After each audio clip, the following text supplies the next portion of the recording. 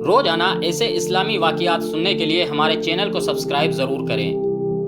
وہ صرف 17 سال کا تھا، لیکن اس کی چال میں اللہ پر بھروسہ تھا۔ تلوار اس کے ہاتھ میں تھی، مگر ظلم اس کی فطرت میں نہیں تھا۔ جب سندھ کی مظلوم عورتوں کی چیخیں عرب پہنچی تو اللہ نے اسے بھیجا، اور پھر جو ہوا اس نے پوری تہذیب کا رخ موڑ دیا۔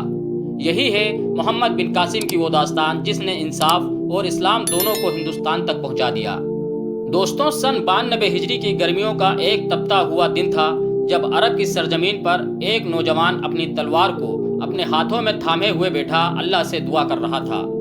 اس کی آنکھوں میں ایک عجیب سی چمک تھی، جوش تھا مگر گھمنڈ نہیں، طاقت تھی مگر سادگی بھی، اور سینے میں وہ درد تھا جو کسی مظلوم کی چیخ سے اٹھ کر فلک تک پہنچتا ہے۔ اس نوجوان کا نام تھا محمد بن قاسم، ایک ایسا نام جو آنے والے وقت میں پورے ہندوستان کی تاریخ کو بدل کر رکھ دینے والا تھا۔ اس وقت اس کی عمر محض 17 برس تھی، مگر ارادے پہاڑ جیسے مضبوط تھے۔ حجاز کے گورنر حجاج بن یوسف کی نگاہیں بہت تیز تھیں، اور وہ جانتا تھا کہ سندھ کی طرف بھیجے جانے والا لشکر کسی معمولی سردار کے حوالے نہیں کیا جا سکتا۔ وہ چاہتا تھا کہ وہاں اسلام کا جھنڈا بھی بلند ہو اور انصاف کا پیغام بھی پہنچے، اور یہی وجہ تھی کہ اس نے اتنے بڑے مشن کی ذمہ داری ایک کم عمر مگر بہادر نوجوان کو دی۔ حقیقت یہ تھی کہ سندھ کی طرف سے یہ فوجی کارروائی اچانک نہیں ہو رہی تھی، بلکہ اس کے پیچھے کئی سالوں کی مظلومیت اور چیخیں تھیں۔ سندھ کا راجہ طاہر بہت طاقتور تھا مگر اتنا ہی ظالم بھی۔ عرب کے تاجر جب سمندر کے راستے ہندوستان آتے تو طاہر کے لٹیرے ان کا مال لوٹ لیتے، ان کی عورتوں کو قید کر لیتے اور کئی بار تو انہیں بے عزت کر کے واپس بھیج دیتے۔ ایک بار ایسا ہوا کہ کچھ مسلمان عورتیں اور بچے جب سمندر کے راستے سری لنکا سے واپس آ رہے تھے تو راجہ طاہر کے لٹیروں نے ان کے جہاز کو لوٹ لیا اور سب کو گرفتار کر کے بندی بنا لیا۔ ان عورتوں میں سے ایک نے حجاج بن یوسف کو آواز لگائی، یا حجاج ہماری مدد کرو، اور یہ آواز سیدھے کوفہ کے محل تک پہنچی۔ حجاج بن یوسف کا دل کانپ اٹھا۔ اس نے اسی وقت اپنے خلیفہ ولید بن عبد الملک کو چٹھی لکھی اور سندھ پر چڑھائی کی اجازت مانگی۔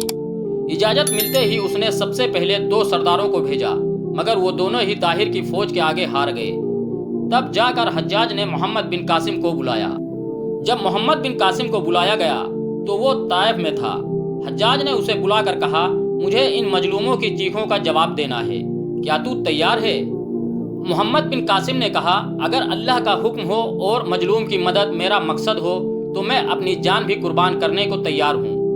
پھر حجاج نے اسے خاص ہدایتیں دیں، تو ظالم نہیں ہے، فتح کے بعد بھی لوگوں سے انصاف سے پیش آنا، مندروں کو مت توڑنا، بے گناہوں کو مت مارنا، جو اسلام قبول کریں انہیں بھائی بنا لینا، اور جو نہ کریں انہیں جزیہ دے کر امن میں رہنے دینا۔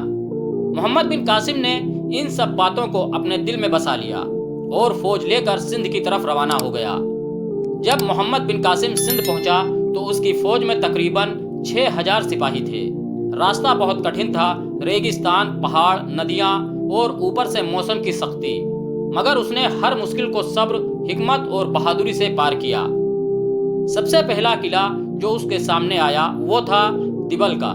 یہاں ہندو راجہ طاہر کی ایک مضبوط چھاونی تھی اور ایک بہت بڑا مندر بھی۔ قلعہ بہت مضبوط تھا اور دشمن کی فوج ہزاروں میں تھی، مگر محمد بن قاسم نے ایک عجیب حکمت سے حملہ کیا۔ اس نے اپنے نشانے بازوں کو ایک ایک کر کے بھیجا جو دن بھر دشمن پر تیر برساتے رہے، اور رات میں حملہ کر کے قلعے کی دیواروں میں سوراخ کر دیے۔ پھر اس نے اپنی بڑی مینار سے ایک گولا داغا جو مندر کی اونچی برج پر جا لگا، اور دشمن کا حوصلہ ٹوٹ گیا۔ قلعہ فتح ہو گیا اور پہلی بار سندھ کی زمین پر اسلامی جھنڈا لہرایا۔ اس کے بعد محمد بن قاسم نے ایک ایک کر کے کئی علاقوں کو فتح کیا۔ نیرون، سہوان، برہمن آباد، راور، ہر جگہ اسے لوگوں نے ظالم راجہ طاہر سے چھٹکارا پانے کے لیے خوش ہو کر ویلکم کیا۔ بہت سے لوگوں نے اسلام قبول کر لیا اور بہتوں نے امن کی شرطوں پر جزیہ دے کر رہنے کو منظور کیا۔ محمد بن قاسم نے کبھی ظلم نہیں کیا، کسی مندر کو نہیں توڑا، کسی عورت کو نہیں چھوا، بلکہ اس نے سندھ کے لوگوں کو انصاف دیا، نئی زندگی دی اور انہیں یہ احساس دلایا کہ اسلام تلوار سے نہیں کردار سے دلوں میں اترتا ہے۔ پھر وہ دن بھی آیا جب راجہ طاہر خود ایک بڑی فوج لے کر میدان میں اترا۔ دونوں فوجوں میں ٹکر ہوئی، لڑائی بہت سخت تھی۔ تیروں کی بارش ہو رہی تھی، تلواریں چمک رہی تھیں، مگر محمد بن قاسم کی اگوائی میں مسلمان سپاہی ایسے لڑ رہے تھے جیسے ان کے دلوں میں صرف ایک ہی آرزو ہو، یا اللہ مظلوموں کی چیخوں کا بدلہ لینے دے۔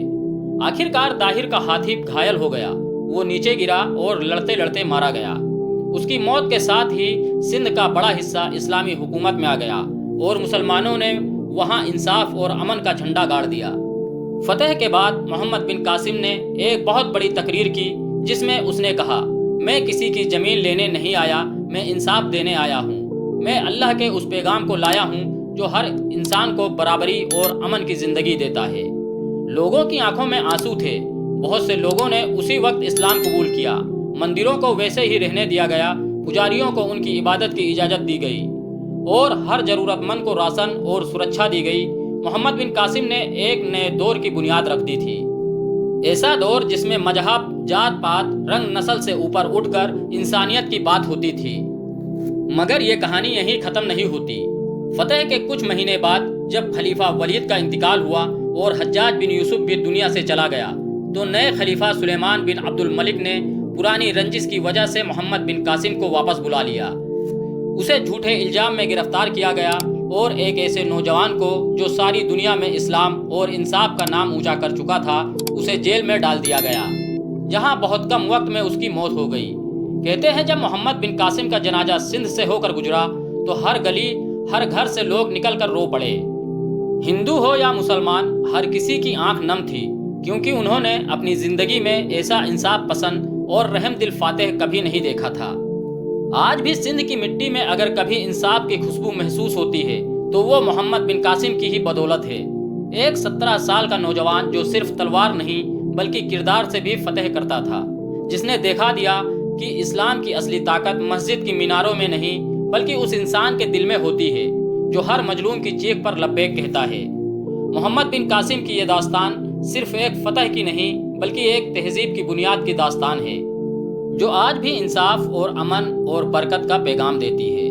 دوستوں، اگر محمد بن قاسم کی یہ داستان آپ کے دل کو چھو گئی ہو تو اس ویڈیو کو اپنے دوستوں اور رشتہ داروں تک ضرور پہنچائیں تاکہ ہم سب کو یہ یاد رہے کہ سچا اسلام تلوار سے نہیں کردار سے پھیلتا ہے۔ دوستوں، ہمارے چینل نہال اسٹوری کو سبسکرائب ضرور کریں اور اگلی کہانی کا انتظار کیجیے۔ تب تک کے لیے اللہ حافظ۔